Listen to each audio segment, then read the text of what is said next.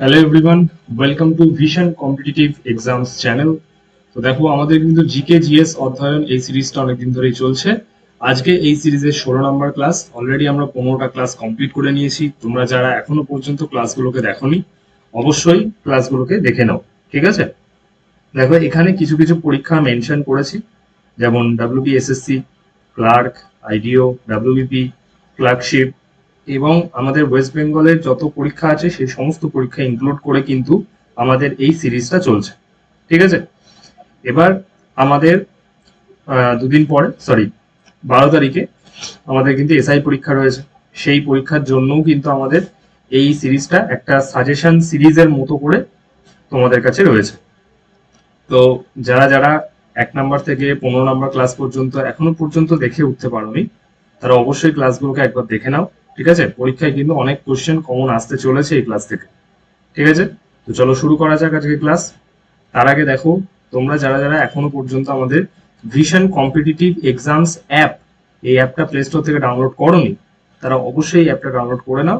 কারণ সেই অ্যাপের মধ্যে তোমাদের জন্য ডাব্লিউবিপিএসসি বলে একটা সেকশন বানানো হয়েছে। সেখানে গেলে তোমরা অল ক্লাস পিডিএফ বলে একটা অপশন পাবে। সেখানটায় ক্লিক করলে আমাদের ইউটিউবে যত ক্লাস হয়, অর্থাৎ আমাদের এই ভিশন কম্পিটিটিভ এক্সামস চ্যানেলে যত ক্লাস হয়, সেই সমস্ত ক্লাসের যে পিডিএফ গুলো, অর্থাৎ যেটা তুমি এখন দেখছো, এই যে ক্লাসটা যেটা হচ্ছে, সেই ক্লাসটা যে পিডিএফ, সেটা কিন্তু ওখানে ফ্রিতে দেওয়া থাকে। তোমরা সেখান থেকে ডাউনলোড করে নিয়ে প্রিন্ট করে পড়তে পারবে ফর রিভিশন পারপাস। তো চলো শুরু করা যাক আজকে ক্লাস। দেখো, আজকে আমাদের ফার্স্ট কোশ্চেন, হিস্ট্রি কোশ্চেন।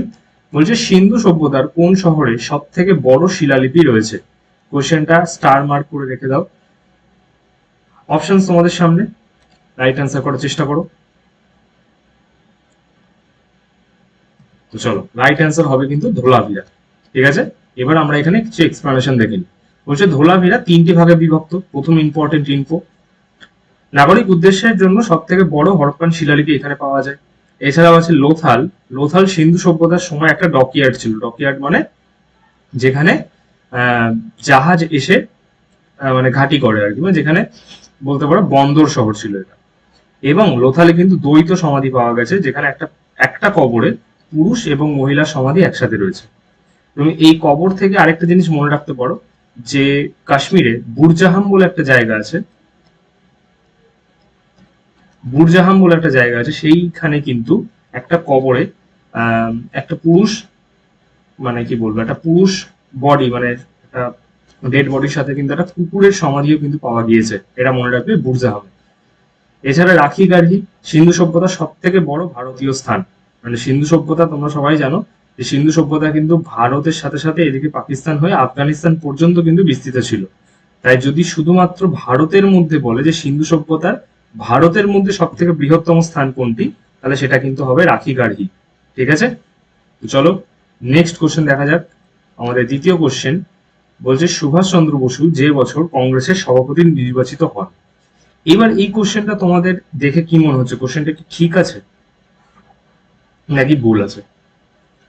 দেখো, কোশ্চেনটা টেকনিক্যালি ঠিক আছে, কারণ অপশন গুলো দেখলে কিন্তু কোশ্চেনটা ঠিক আছে। কিন্তু যদি এখানে অপশনে একটা অপশন চেঞ্জ করে, যদি আমি লেট সাপোজ আমি এই অপশনটা চেঞ্জ করলাম, এই অপশনটা চেঞ্জ করে আমি দিলাম যে 39 করে দিলাম,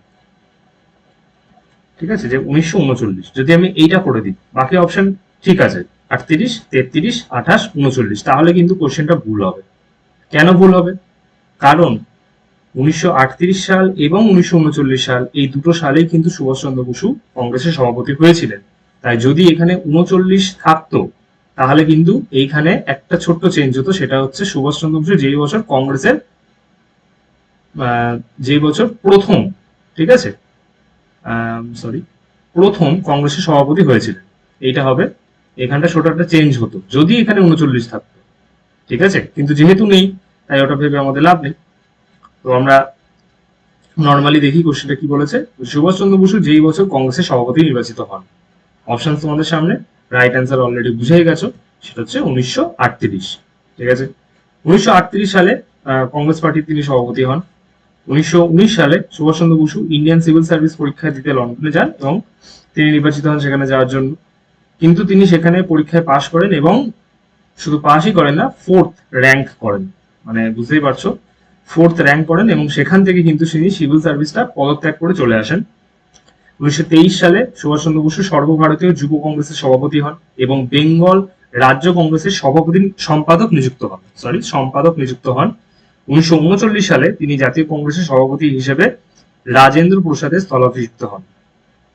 মানে এইখানে যদি তোমরা ভেন্যুটা জিজ্ঞেস করো, কারণ পরীক্ষায় ভেন্যুটা আসে যে 1938 সালে সুভাষচন্দ্র বসু কোথা থেকে কংগ্রেসের সভাপতি হন, সেটা হবে হরিপুরা।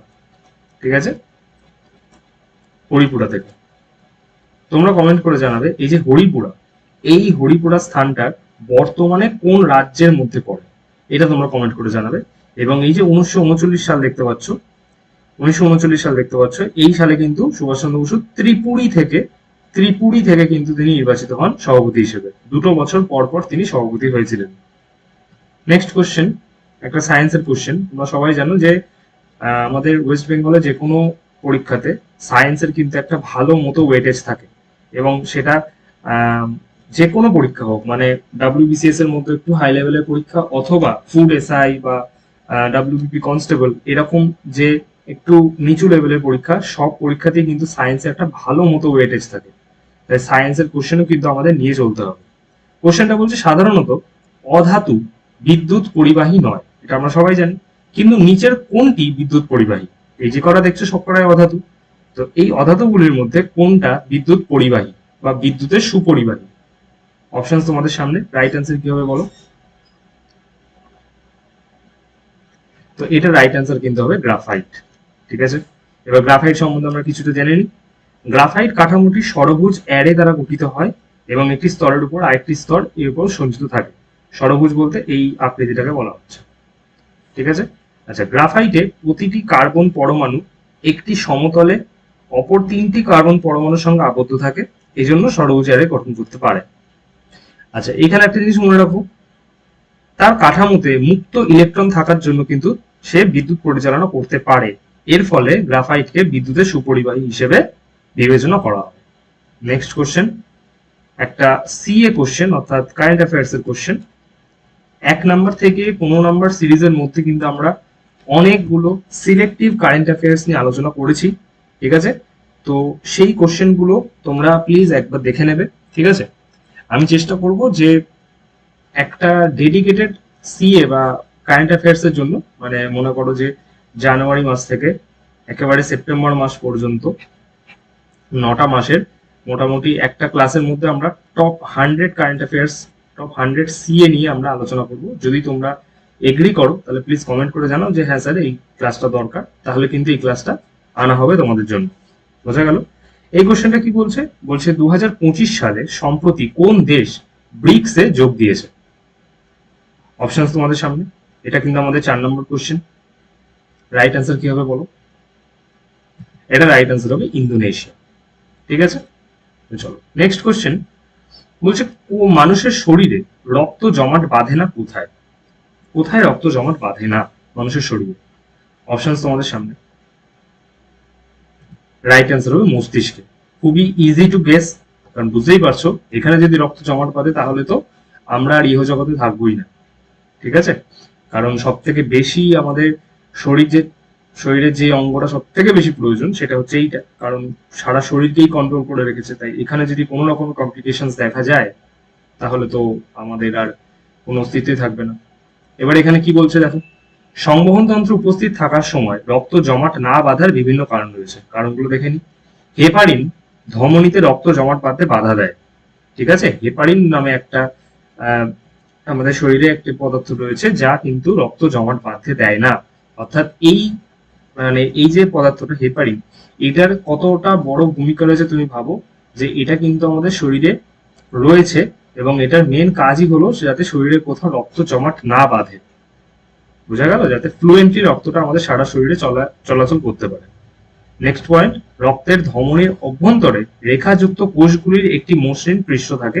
রুক্ষ পৃষ্ঠের সংস্পর্শে রক্ত জমাট বাঁধতে শুরু করে। তাই দুটো পৃষ্ঠ থাকে, একটা মসৃণ একটা রুক্ষ। বুঝতেই পারছো, মনে করো একটা কোনো যেমন আমরা ছোটবেলায় যখন ছবি আঁকতে যেতাম ক্লাসে, যারা ছবি এঁকেছে ছোটবেলায় তারা জানো যে আমরা যে আর্ট পেপার কিনতাম তার একটা সাইড কিন্তু একটু রুক্ষ থাকতো, ঠিক আছে, একটু খসখসে থাকতো, আর একটা অপোজিট সাইডটা কিন্তু একটু মোলায়েম থাকতো, ঠিক আছে, একটু মোলায়েম থাকতো। এবার আমরা ছোটবেলায় যখন প্রথম প্রথম ক্লাসে যেতাম আঁকার ক্লাসে, তখন কিন্তু আমরা গুলিয়ে ফেলতাম কোন সাইডটায় আঁকতে হবে। তাই আমাদের কিন্তু স্যার বলতো, সবসময় স্যাররা বলতো যে রুক্ষ সাইডটা মানে যে রাফ যে সাইডটা সেখানে মানে সেখানে ছবিটা আঁকতে। এবার তখন তো বুঝতে পারিনি, কিন্তু পরে যখন আস্তে আস্তে আমরা প্যাস্টেল কালার করতে শুরু করলাম, ঠিক আছে, যেগুলো মোম রং বলে, যখন মোম রং করতে শুরু করলাম তখন আমরা ডিফারেন্সটা বুঝতে পারতাম যে মোলায়েম স্তরটা, যে স্তরটা একটু তেল তেল মতো, তেল তেলের মতো, সেই স্তরে যখন আমরা মোম রং করতাম সেই রংটা কিন্তু ধরতো না, সেই রংটা কিন্তু পিছলে যেত বা রংটা ঠিকঠাক করে হতো না, কোথাও কোথাও মানে ডিপ হচ্ছে, কোথাও হালকা হয়ে যাচ্ছে, এই ব্যাপারটা হতো। কিন্তু যখনই আমরা রাফ সাইডে যখন ছবি আঁকতাম সেখানে কিন্তু রংটা খুব ভালো ধরতো এবং আমরা ইচ্ছা মতো শেড করতে পারতাম, ইচ্ছা মতো যেখানে যতটা ডিপ দরকার সেখানে ততটা ডিপ, যেখানে হালকা দরকার সেখানে হালকা, আমরা কিন্তু ইচ্ছা মতো ডিপ হালকা করতে পারতাম। তা সেখান থেকে মনে রাখতে পারো যে এই রক্তটাও সেই রকম, রুক্ষ পৃষ্ঠের উপরে বুঝতেই পারছো খসখসে জায়গা, সেখানে রক্ত চলাচল করতে একটু ইয়ে হবেই, তো সেখানে কিন্তু রক্ত জমাট বাঁধার চান্সটা বেশি থাকবে। আচ্ছা, আরেকটা কি বলেছে, এন্ডোথেলিয়ামের গ্লাইকোক্যালিক্স স্তর জমাট বাঁধা এজেন্ট এবং প্লেটলেট গুলিকে বিতাড়িত করে, জমাট বাঁধা প্রতিরোধ করে। ঠিক আছে, চলো নেক্সট কোশ্চেন। নেক্সট কোশ্চেন বলছে আমাদের 6 নম্বর কোশ্চেন, মুসলিম লীগ কোন সালে প্রথম পৃথক পাকিস্তান রাষ্ট্রের ডাক দেয়? কোশ্চেনটা একটা স্টার মার্ক করে রাখো, কারণ প্রিভিয়াস ইয়ারে আসা কোশ্চেন এবং ইম্পর্টেন্ট একটা কোশ্চেন, তার সাথে গুলিয়েও দেবে তোমাদের একটু অপশনস গুলো, কারণ একদম পর পর রয়েছে। রাইট অ্যান্সার করার চেষ্টা করো। তো এটার অ্যান্সার হবে কিন্তু 1940 সাল। এবার কি বলছে দেখে নি, মুসলিম লীগ ভারতীয় মুসলমানদের অধিকার রক্ষার জন্য 1906 সালে প্রতিষ্ঠিত হয়েছিল। এটি ব্রিটিশ ইন্ডিয়ার ঢাকায় প্রতিষ্ঠা হয়েছিল, ঠিক আছে। তো যখন প্রতিষ্ঠা হচ্ছিল তখন এর মানে কি বলবো, ফাউন্ডিং প্রেসিডেন্ট কারা ছিলেন মনে করার চেষ্টা করো, ডক্টর সালিমুল্লাহ এবং আগা খান, ঠিক আছে। 2 নম্বর, মুসলিম লীগের প্রথম সম্মেলন কিন্তু অমৃতসরে হয়েছিল। আগা খান ছিলেন মুসলিম লীগের প্রথম সভাপতি এবং মোহাম্মদ আলী জিন্নাহ 1913 সালে কিন্তু এই লীগে যোগ দিয়েছিলেন। নেক্সট কোশ্চেন, এগেন একটা সায়েন্সের কোশ্চেন, বায়োলজির কোশ্চেন এটা। 7 নম্বর কোশ্চেন দেখো, বলছে মানুষের মানুষের মেরুদণ্ডের স্নায়ুর সংখ্যা কতগুলি? মানুষের মেরুদণ্ডের স্নায়ুর সংখ্যা কতগুলি? অপশন তোমাদের সামনে। রাইট অ্যান্সার হবে 31 জোড়া, ঠিক আছে, 31 জোড়া। এখানে যখন কোশ্চেনটা পরীক্ষাতে আসবে সেখানে কিন্তু তোমাদের সাথে তোমাদের মাইন্ড নিয়ে একটু খেলা হতে পারে, যেমন 31 জোড়া দিয়েছে, তো কোনো একটা অপশনে শুধু 31টি দিয়ে দেবে, মানে সাপোজ দুটো অপশন দিল জোড়া, এই যে 27 জোড়া 31 জোড়া, আর দুটো অপশন দিল 11টি, তারপরে কি বলে 32টি, এইভাবে দিয়ে দিল, তাতে করে কনফিউশন আরো তৈরি হয়। তো 31 জোড়া, এবার দেখে নি এই 31 জোড়াটা কি কি। সার্ভিকাল নার্ভ রয়েছে 4 জোড়া, সরি 8 জোড়া, 5টা রয়েছে লাম্বার, 12টি রয়েছে থোরাসিক, 5টি রয়েছে স্যাক্রাল এবং একটা রয়েছে কোক্সিগেল। এটা কেন রেখেছি, কারণ স্পেসিফিক ভাবে এইভাবে দিতে পারে যে মেরুদণ্ডের লাম্বার পেশিটা বা লাম্বার স্নায়ুটি কত জোড়া রয়েছে, বোঝা গেল। এবার এখানে কি বলছে, স্নায়ু টিস্যুতে ধূসর এবং সাদা পদার্থ সমানভাবে ছড়িয়ে থাকে। নিউরন হলো স্নায়ুতন্ত্রের একটি কাঠামোগত এবং কার্যকরী একক। এইটা কোশ্চেন পরীক্ষাতে আসে যে স্নায়ুতন্ত্রের একক কি, এবং এই সেম জিনিসটাও কিন্তু আসে কিডনিতে, কিডনির কাঠামোগত এবং কার্যকরী একক কি, এভাবেও চলে আসে, তাই এগুলো একটু মুখস্থ রাখবে। নেক্সট কোশ্চেন, 8 নম্বর কোশ্চেন, বলছে কলকাতা হাইকোর্ট কত সালে প্রতিষ্ঠিত হয়েছিল? এবার এখানে অপশনসটা ইচ্ছে করে তোমাদের জন্য আমি কনফিউজিং রেখেছি, যাতে করে তোমরা আরো ডিপলি স্টাডি করতে পারো তোমাদের প্রিপারেশনকে। অপশনসটা ভালো করে পড়ো এবং রাইট অ্যান্সার করার চেষ্টা করো। টেক ইউর টাইম, কিন্তু অ্যান্সারটা প্লিজ করো, কমেন্ট করো। এটা রাইট অ্যান্সার হবে কিন্তু 62, 1862। কনফিউশন কোথায় হয়েছে বুঝতে পেরেছি, 61 এবং 62-তে, ঠিক আছে, সেটা এক্ষুনি সলভ হয়ে যাবে। দেখো, ভারতের প্রথম হাইকোর্ট কিন্তু কলকাতায় প্রতিষ্ঠিত হয়েছিল। এটিকে পূর্বে ফোর্ট উইলিয়ামে হাইকোর্ট অফ জুডিকেচার বলা হতো। ঠিক আছে, এটি ভারতীয় হাইকোর্ট আইন 1861 অধীনে জারি করা হয়েছিল। তোমরা সবাই এইটা তো অবশ্যই পড়েছো, 1861 আইনটা কোথায় পড়েছো? পলিটিতে। ঠিক আছে, সেখানে আমরা পড়েছিলাম যে 1861 সালে যে আইনটা এসেছিল সেখানে কিন্তু 3টি প্রদেশে হাইকোর্ট স্থাপনের প্রভিশন ছিল। তো তোমাদের কাছে সেইটাই কিন্তু মাথায় থেকে গেছে যে হাইকোর্ট মানে 1861। কিন্তু 1861-তে আইনটা এসেছিল, কিন্তু কলকাতায় যেটা একেবারে কি বলবো ওটাকে পুরোপুরি যে চালু হলো সেটা কিন্তু 1862 সালের 1 জুলাই। এবং 1 জুলাই শুনলেই মানে একটা জিনিস মনে করার চেষ্টা করো, 1 জুলাই আমরা কোন দিবস পালন করে থাকি? আমি বলবো না, তোমরাই কমেন্ট করে জানাবে। কলকাতা হাইকোর্টের প্রথম প্রধান বিচারপতি ছিলেন স্যার বার্নেস পিকক, এবং বিচারপতি শম্ভুনাথ পণ্ডিত ছিলেন প্রথম ভারতীয় যিনি কলকাতা হাইকোর্টের বিচারপতি রূপে দায়িত্ব পালন করেছিলেন। নেক্সট কোশ্চেন বলছে, ভারত ছাড়ো আন্দোলনের পর প্রথম সমান্তরাল সরকার, এই সমান্তরাল সরকারটাকে কিন্তু প্যারালাল গভর্নমেন্টও বলা হয় ইংলিশে। পরীক্ষাতে ইংলিশটাও আসতে পারে, কিরকম লিখে দিল যে ভারত ছাড়ো আন্দোলনের পর প্রথম প্যারালাল গভর্নমেন্ট কোন শহরে প্রতিষ্ঠিত হয়েছিল। বোঝা গেল? তাই সমান্তরাল সরকারটা আমি বলবো এইটাকে না পড়ে প্যারালাল গভর্নমেন্টটাই মনে রাখো। তো এই কোশ্চেনের রাইট অ্যান্সার করার চেষ্টা করো, অপশন তোমাদের সামনে রয়েছে। এটা আমাদের 9 নম্বর কোশ্চেন। এটা রাইট অ্যান্সার কি হবে কমেন্ট করো। এটা রাইট অ্যান্সার হবে সাতারা। ঠিক আছে, সাতারাতে প্রথম কিন্তু সমান্তরাল সরকার প্রতিষ্ঠা হয়েছিল। এটা কিন্তু মহারাষ্ট্রে অবস্থিত। সাতারা মানেই কিন্তু আমাদের মারাঠা ডাইনাস্টির কথা মনে পড়ে। ঠিক আছে, এটি প্রতি সরকার নামে পরিচিত ছিল। হ্যাঁ, এটাও একটা নাম, এটাও আসতে পারে বাংলাতে। প্রতি সরকার 1943 সালে প্রতিষ্ঠিত হয়েছিল এবং 1946 সাল পর্যন্ত এটা স্থায়ী হয়েছিল। এই আন্দোলনের নেতৃত্বে ছিলেন Y.B. চৌহান, নানা পাটিল ইত্যাদি মানুষেরা। নেক্সট কোশ্চেন, আমাদের 10 নম্বর কোশ্চেন বলছে, ভারতের পর্ণমোচী উদ্ভিদের একটি উদাহরণ নিচের কোন গাছের প্রজাতি? মানে অ্যাকচুয়ালি বলতে চাইছে নিচে যে অপশনস গুলো রয়েছে তার মধ্যে পর্ণমোচী উদ্ভিদ কোনটি? তো অপশনস দেখো এবং ভালো করে ভাবো এবং রাইট অ্যান্সার করার চেষ্টা করো। ক্লাসটি যদি এখনো পর্যন্ত দেখে থাকছো তুমি তাহলে ওয়েল অ্যান্ড গুড।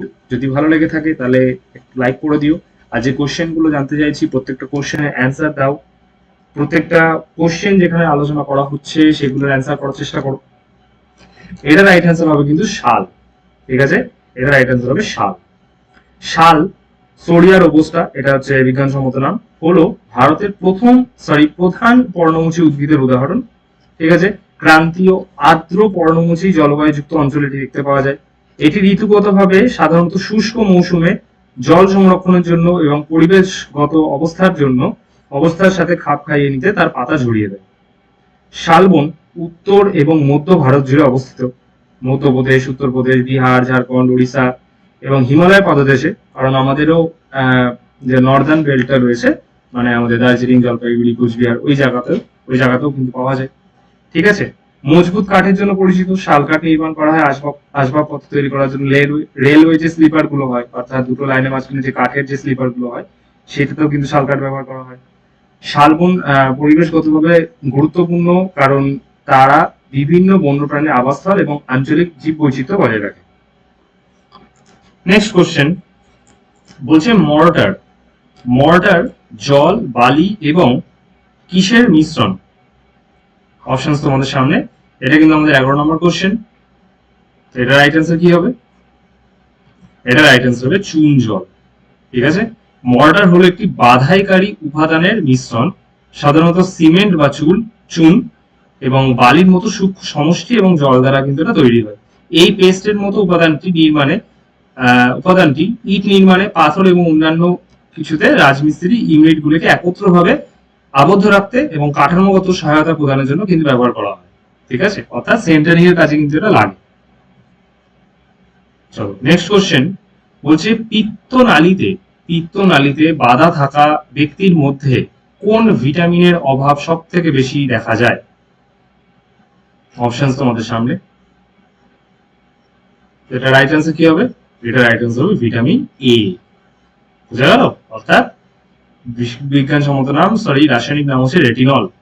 এবার vitamin B1, thiamine, vitamin B2 riboflavin, B3 niacin, B5 pantothenic acid, B6 pyridoxine, B7 biotin, B9 folic acid, B12 cyanocobalamin, vitamin C ascorbic acid, vitamin D calciferol, E হচ্ছে tocopherol এবং কে হচ্ছে phylloquinone. খুবই ভালো একটা list এবং খুবই easy to remember. ঠিক আছে, যখন পিডিএফটা পাবে প্রিন্ট করে নেবে এবং মুখস্থ করে নেবে। নেক্সট কোশ্চেন, 1918 সালে খেদা সত্যাগ্রহের সময় কোন নেতা মহাত্মা গান্ধীর সাথে সহায়তা করেছিলেন বা সহযোগিতা করেছিলেন? এটা রাইট অ্যান্সার হবে সর্দার বল্লভভাই প্যাটেল। এবার এখানে আমরা যেটা রেখেছি সেটা হচ্ছে গান্ধীজির যতগুলো মুভমেন্ট ছিল আমাদের ভারতে, সেই মুভমেন্ট গুলো সাল সহ এখানে রেখেছি। পরীক্ষায় কিন্তু কোশ্চেন আসে এখান থেকে। দেখো, চম্পারণ মুভমেন্ট 1917 সালে, খেদা সত্যাগ্রহ 1918 সালে, রাওলাট সত্যাগ্রহ 1919 সালে, নন কোঅপারেশন মুভমেন্ট বা হচ্ছে অসহযোগ আন্দোলন 1920 থেকে 22, সিভিল ডিসঅবিডিয়েন্স মুভমেন্ট বা আইন অমান্য আন্দোলন 1930 থেকে 34 এবং কুইট ইন্ডিয়া মুভমেন্ট 1942 বা ভারত ছাড়া আন্দোলন। নেক্সট কোশ্চেন, ইম্পর্টেন্ট কোশ্চেন একটা, বলছে হাইকোর্টের বিচারপতি নিয়োগের সময় ভারতের রাষ্ট্রপতিকে ভারতের প্রধান বিচারপতি এবং সংশ্লিষ্ট রাজ্যের প্রধান বিচারপতি ছাড়াও আর কোন কর্মকর্তার সাথে পরামর্শ করতে হয়? কোশ্চেনটা কেন ইম্পর্টেন্ট বললাম, কারণ কোশ্চেনটা কিন্তু একটু তোমাকে ভাবাবে এবং কনফিউজও করবে যদি তুমি ডিপ স্টাডি না করে থাকো। অপশন তোমাদের সামনে, রাইট অ্যান্সার করার চেষ্টা করো। এটা রাইট অ্যান্সার হয়ে যাবে কিন্তু রাজ্যপাল। ঠিক আছে, বর্তমানে আমাদের রাজ্যপাল কে আছে সেটাও তোমরা কমেন্ট করে জানাবে। ভারতীয় সংবিধানের ধারা 217 অনুসারে হাইকোর্টের বিচারপতি নিয়োগের আগে ভারতের প্রধান বিচারপতি, সংশ্লিষ্ট হাইকোর্টের প্রধান বিচারপতি এবং সংশ্লিষ্ট রাজ্যের রাজ্যপালের সঙ্গে পরামর্শ করতে হয়। এই প্রক্রিয়ায় রাজ্যপালের ভূমিকা উপদেষ্টামূলক, চূড়ান্ত সিদ্ধান্ত রাষ্ট্রপতি দ্বারা নেওয়া হবে। অর্থাৎ রাজ্যপাল কেবলমাত্র উপদেশ দেবে, মানে উপদেষ্টামূলক কাজ করবে, কিন্তু চূড়ান্ত সিদ্ধান্ত যেটা নেবে সেটা রাষ্ট্রপতি নিজেই নেবে। পরামর্শ প্রক্রিয়া বিচার বিভাগে যোগ্য এবং নিরপেক্ষ ব্যক্তিদের নিয়োগ নিশ্চিত করে। ভারতের প্রধান বিচারপতি যোগ্যতা এবং বিচারিক দক্ষতার ভিত্তিতে রাষ্ট্রপতিকে সুপারিশ প্রদানে একটি গুরুত্বপূর্ণ ভূমিকা পালন করে থাকে। এই সাংবিধানিক বিধান বিচার বিভাগ এবং কার্যনির্বাহী বিভাগের মূল অংশীদারদের সাথে জড়িত একটি সহযোগী প্রক্রিয়া প্রচারের জন্য তৈরি করা হচ্ছে। আশা করি বুঝাতে পেরেছি। নেক্সট কোশ্চেন, আমরা কিন্তু 15 নম্বর কোশ্চেনে এলাম। বলছে সৌরজগতের একমাত্র গ্রহ যা পূর্ব থেকে পশ্চিমে ঘোরে। অপশন তোমাদের সামনে। এবার এখানেও তোমাদের জন্য একটা কোশ্চেন, যে এই যে প্রশ্নটা তোমার সামনে রয়েছে এখন, এই প্রশ্নটা কি ঠিক নাকি ভুল?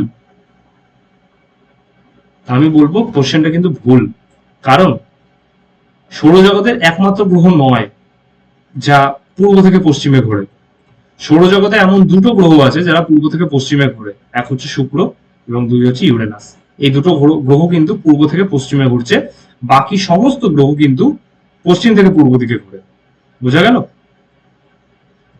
নেক্সট কোশ্চেন, 16 নম্বর কোশ্চেন, বলছে ডেঙ্গু রোগের বাহক কোনটি বা কোন মশা? অপশন তোমাদের সামনে। এটা রাইট অ্যান্সার হবে এডিস। আচ্ছা, যদি আমি খুব ভুল না করে থাকি তাহলে কিন্তু লাস্ট যে মিসলেনিয়াসটা হলো সেখানে মেবি ম্যালেরিয়া জিজ্ঞাসা করেছিল। তোমরা একটুখানি দেখবে, মানে আমি কনফিউজ হয়ে যাচ্ছি যে মিসলেনিয়াস নাকি ফুড এসআই। যে কোনো একটাতে এই কোশ্চেন, সরি ফুড এসআই বলছি, ক্লার্কশিপ, যে কোনো একটাতে এই কোশ্চেনটা ছিল যে ম্যালেরিয়া রোগ মানে কোন মশা ছড়ায় বা কোন বাহক, এটা এসেছিল। তোমরা একটু দেখে নেবে। তাই এইগুলো কিন্তু ইম্পর্টেন্ট, মানে রোগ এবং তার বাহক, এটা কিন্তু ইম্পর্টেন্ট। এটা রাইট অ্যান্সার হবে এডিস। এবার ডেঙ্গু সম্বন্ধে দেখি। ডেঙ্গু কিন্তু এডিস মশা কিন্তু এটা ছড়ায়। এর লক্ষণ হলো বমি বমি ভাব, বমি, ব্যথা এবং ফুসকুড়ি ওঠে, রক্ত বমি হয়, নাক এবং মাড়ি থেকে রক্তপাত হয়। ঠিক আছে, এটা কিন্তু ডেঙ্গুর লক্ষণ। এটি পরিষ্কার পরিচ্ছন্নতা, মশার কামড় থেকে নিজেকে রক্ষা করে প্রতিরোধ করা যেতে পারে। এবং এই সময় কিন্তু প্রত্যেকে খুবই সাবধানে থাকবে, কারণ এই বর্ষাকালের শেষ ভাগটা বা বর্ষাকালের মাঝখান থেকে শেষ ভাগ পর্যন্ত কিন্তু এই ডেঙ্গুর প্রভাবটা বেশি ছড়ায়। তাই তোমাদের কাছে রিকোয়েস্ট, যদি এমন কেউ থাকো যার এই যে সিমটম গুলো রয়েছে এবং তার সাথে আরেকটা সিমটম, সেটা হচ্ছে জ্বর জ্বর ভাব, অনেকদিন ধরে 3-4 দিন ধরে জ্বর জ্বর ভাব রয়েছে, এই জিনিস যদি এখন কারোর মধ্যে থেকে থাকে তাহলে কিন্তু অতি সত্বর হসপিটালে দেখাও অথবা তোমার নিকটবর্তী কোনো ডাক্তারকে দেখাও। ঠিক আছে, কারণ পড়াশোনার সাথে সাথে শরীরটাকেও কিন্তু খেয়াল রাখতে হবে আমাদের। নেক্সট কোশ্চেন, 17 নম্বর কোশ্চেন দেখো, বলছে ভারত রত্ন পুরস্কার প্রাপ্ত প্রথম মহিলা কে ছিলেন? অপশন তোমাদের সামনে। রাইট আনসার কি হবে বলো, প্রত্যেকে কমেন্ট করো। এটা রাইট আনসার হবে শ্রীমতী ইন্দিরা গান্ধী। 1971 সালে ইন্দিরা গান্ধীকে ভারত রত্ন দেওয়া হয়। তিনি ভারতের প্রথম মহিলা প্রধানমন্ত্রী ছিলেন এবং 1971 সালে তিনি ভারত রত্ন পান। 1959 সালে কংগ্রেস দলের সভাপতি হিসেবে তিনি নির্বাচিত হয়েছিলেন। নেক্সট কোশ্চেন, 18 নম্বর কোশ্চেন, নিম্নলিখিত কোন বইটি স্বামী বিবেকানন্দ দ্বারা রচিত? ঠিক আছে, আমরা সবাই জানি যে স্বামী বিবেকানন্দের জন্মদিন কবে, ঠিক আছে, সেই জন্মদিন আমরা কিন্তু যুব দিবস হিসেবে পালন করি। এবার যুব দিবস আমরা কত তারিখে পালন করে থাকি সেটা তোমরা কমেন্টে জানাবে, ঠিক আছে। অপশন তোমাদের সামনে, আশা করি উত্তর করে দিয়েছো। রাইট আনসার হবে বর্তমান ভারত। বর্তমান ভারত কিন্তু স্বামী বিবেকানন্দের লেখা। নেক্সট কোশ্চেন, 19 নম্বর কোশ্চেন, একটা ইন্টারেস্টিং কোশ্চেন এবং একটু টাফ কোশ্চেন, কারণ অনেকে হয়তো এটা পারবে না, তাও আমি বুঝিয়ে দিচ্ছি। ভারত কতগুলি ভূমিকম্প অঞ্চলে বিভক্ত? অপশন তোমাদের সামনে, ট্রাই করো। তো এটা রাইট আনসার হবে 4টি ভূমিকম্প প্রবণ অঞ্চলে কিন্তু ভারত বিভক্ত, ঠিক আছে। Zone 1, zone 2, zone 3, zone 4। এবার এখানে দেখো 4টে কালার রয়েছে। এই যে কি বলে স্কাই ব্লু কালারটা, এটা যেই রিজিয়নে রয়েছে, যেই অঞ্চলে এগুলো রয়েছে, ঠিক আছে, সেই অঞ্চলগুলো কিন্তু বুঝতেই পারছো কতটা ভূমিকম্প প্রবণ একটা অঞ্চল, কারণ এটাই বেশি রয়েছে আমাদের ভারতে, ঠিক আছে। এই এরিয়াটাই আমাদের ভারতে বেশি, যেখানে কিন্তু ভূমিকম্প হওয়ার চান্স রয়েছে। ভূমিকম্প প্রবণ এলাকা মানে এখানে পূর্বে হয়েছে অথবা হতে পারে এরকম একটা মানে গেসিং রয়েছে। এছাড়াও দেখো ইয়েলোটা যেটা জোন 2 এর মধ্যে পড়ছে, এটা বুঝতেই পারছো, এটা কিন্তু আমাদের পশ্চিমবঙ্গের মধ্যে দিয়েও যাচ্ছে এই জোনটা, ঠিক আছে, আমাদের পশ্চিমবঙ্গ মেনলি মালভূমি এলাকাটা দিয়ে। জোন 3 রয়েছে দেখো পুরো নর্থ ইস্ট, এদিকে হিমালয় পাদদেশের যে কি বলে শিবালিক পার্টটা, এবং এদিকে গুজরাটের কিছু পার্ট, আর এদিকে হ্যাঁ, তো এইটাই। চলো নেক্সট কোশ্চেন দেখো, আমাদের 20 নম্বর কোশ্চেন বলছে মানব দেহের কোন অঙ্গে লিম্ফোসাইট গঠিত হয়? কোশ্চেনটা ইম্পর্টেন্ট। আগে মোটামুটি WBCS এই কোশ্চেনটা মেবি একবার এসেছিল, ঠিক আছে, আমি ঠিক মনে করতে পারছি না, বাট মনে হয় এসেছিল। অপশন তোমাদের সামনে। রাইট অ্যান্সার কি হবে বলো? রাইট অ্যান্সার হবে অস্থি মজ্জা, ঠিক আছে। অস্থি মজ্জায় লিম্ফোসাইট কিন্তু উৎপাদিত হয়। লিম্ফোসাইটের দুটি প্রকার রয়েছে, একটা হচ্ছে বি লিম্ফোসাইট, একটা হচ্ছে টি লিম্ফোসাইট। প্রতিটিরই ইমিউন প্রক্রিয়াতে কিন্তু আলাদা ভূমিকা রয়েছে, অর্থাৎ প্রতিরোধ ক্ষমতায়। নেক্সট কোশ্চেন বলছে লাইকেন কার সমবায়ের ফলে তৈরি হয়? অপশনস তোমাদের সামনে। এই কোশ্চেনটা কিন্তু বহুবার এসএসসি পরীক্ষাতে আসে, যে lichen is a symbiotic relationship between which two, এরকম চলে আসে। এটা রাইট অ্যান্সার হবে কিন্তু ছত্রাক এবং শৈবাল, ঠিক আছে, ছত্রাক এবং শৈবাল। লাইকেন হলো ছত্রাক এবং শৈবালের একটি সংমিশ্রণ। ছত্রাক জল এবং যান্ত্রিক সুরক্ষা প্রদান করে এবং শৈবাল কিন্তু খাদ্য উৎপাদন করে। লাইকেনের শৈবালীয় এবং ছত্রাকীয় উপাদানগুলির মধ্যে যথাক্রমে ফাইকোবায়ন্ট এবং মাইকোবায়ন্ট হিসেবে উল্লেখ করা হয়। গাছের ছাল, পাথরের উপরে কিন্তু লাইকেন গুলিকে বাড়তে দেখা যায় এবং পরিবেশের ক্ষেত্রে অত্যন্ত সংবেদনশীল এই লাইকেন। নেক্সট কোশ্চেন দেখো, 22 নম্বর কোশ্চেন, ধূমকেতু কার ছদ্মনাম ছিল? অপশন তোমাদের সামনে। রাইট আনসার কি হবে বলো? রাইট আনসার হবে কাজী নজরুল ইসলাম, ঠিক আছে। কাজী নজরুল ইসলামের ছদ্মনাম কিন্তু ধূমকেতু। নজরুল ইসলামের আরো ছদ্মনাম দেখো, ব্যাঙাচি। সুবোধ ঘোষের ছদ্মনাম সুপান্ত। সুকুমার রায়ের ছদ্মনাম তাতা। শক্তি চট্টোপাধ্যায়ের ছদ্মনাম রূপচাঁদ পক্ষী। শরৎচন্দ্র চট্টোপাধ্যায় অনিলা দেবী। রাজশেখর বসু পরশুরাম। বলাইচাঁদ মুখোপাধ্যায় বনফুল। কবিতা সিংহ সুলতানা চৌধুরী। রাধারানী দেবী অপরাজিতা, ঠিক আছে। ছকটা মনে রাখবে, আমাদের WBSI এর কিন্তু ইম্পর্টেন্ট, এটা এখান থেকে আসতেই পারে কোশ্চেন। দেখো নেক্সট কোশ্চেন বলছে নিম্নলিখিতের মধ্যে জৈনদের শেষ তীর্থঙ্কর কে ছিলেন? অপশন তোমাদের সামনে, খুবই ইজি একটা কোশ্চেন, সেটা হচ্ছে মহাবীর জৈন। মহাবীর জৈন ছিলেন জৈনদের শেষ তীর্থঙ্কর। প্রথম তীর্থঙ্কর ছিলেন ঋষভনাথ এবং শেষ তীর্থঙ্কর ছিলেন মহাবীর জৈন। 23তম তীর্থঙ্কর কে ছিলেন?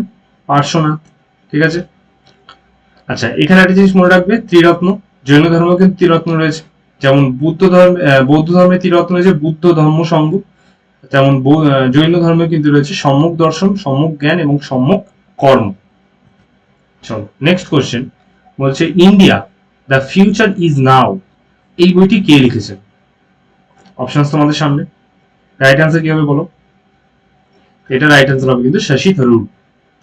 রাইট অ্যান্সার হবে শশী থারুর। এবার শশী থারুরের কিছু ইম্পর্টেন্ট বই এখানে রেখেছি, যেমন India from midnight to millennium 1997 সালে, Nehru the invention of India, tax Indica, এটা important. India the future is now, যেটা এক্ষুনি পড়লাম। Why I am a Hindu, important. A paradoxical prime minister, important. Ambedkar alive, important. Kerala God's own country, India ইন্ডে or India along with photographer Ferente Ferranti. Next question, একটা important question for SSC purpose, কিন্তু কোশ্চেনটা যেহেতু previous ইয়ারে এসেছিল তাই এটা কিন্তু রিপিট, মানে অ্যাজ ইট ইজ রিপিট হতে পারে। বলছে কোনটি প্রাচীনতম খেয়াল ঘরানা? অপশনস তোমাদের সামনে। রাইট অ্যান্সার কি হবে বলো? কমেন্ট করো। এটা আমাদের লাস্ট কোশ্চেন, এটা কিন্তু আমাদের 25 নম্বর কোশ্চেন, লাস্ট কোশ্চেন। এটা রাইট অ্যান্সার হবে গোয়ালিয়র ঘরানা। ঠিক আছে, গোয়ালিয়র ঘরানা। গোয়ালিয়র ঘরানা ভারতীয় শাস্ত্রীয় সঙ্গীতের প্রাচীনতম খেয়াল ঘরানা হিসেবে বিবেচিত হয়। গোয়ালিয়র ঘরানা 16 শতকের প্রথমার্ধে প্রতিষ্ঠিত হয়েছিল। এই ঘরানা মুঘল সম্রাট আকবরের শাসন আমলে ভারতে জনপ্রিয় হয়ে ওঠে। মিয়া তানসেন ছিলেন গোয়ালিয়র থেকে আসা প্রথম এবং বিখ্যাত কণ্ঠশিল্পীদের মধ্যে একজন। ঘরানার অর্থ হলো পরিবার বা বংশ। ঘরানা শব্দটি এসছে সংস্কৃত শব্দ গৃহ থেকে, যার অর্থ বাড়ি। এবার তোমরা কমেন্ট করে জানাও যে গোয়ালিয়র এই শহরটি ভারতের কোন রাজ্যে অবস্থিত। ঠিক আছে, তো আজকে ক্লাস এইটুকুই। থ্যাংক ইউ সকলকে ক্লাসে উপস্থিত থাকার জন্য। ক্লাসটি কেমন লাগলো অবশ্যই কমেন্ট করে জানাবে। যেই প্রশ্নগুলো জানতে চাওয়া হয়েছে, এক্সট্রা ইনফরমেশন হিসেবে জানতে চাওয়া হয়েছে, সেগুলো প্রত্যেকে কমেন্ট করবে। যদি ক্লাসটি ভালো লেগে থাকে অবশ্যই ক্লাসটাতে লাইক করে দেবে, চ্যানেলটাকে সাবস্ক্রাইব করে দিও, কারণ এই চ্যানেলটা আমাদের নতুন চ্যানেল একটি, আমাদের সাপোর্ট দরকার। তো সাবস্ক্রাইব করে দিও। যদি মনে হয় ক্লাসটা তোমার জন্য হেল্পফুল তাহলে বন্ধুদের মাঝে শেয়ার করতে ভুলো না। তো দেখা হচ্ছে আমাদের নেক্সট ক্লাসে। ঠিক আছে, থ্যাংক ইউ সকলকে, টাটা।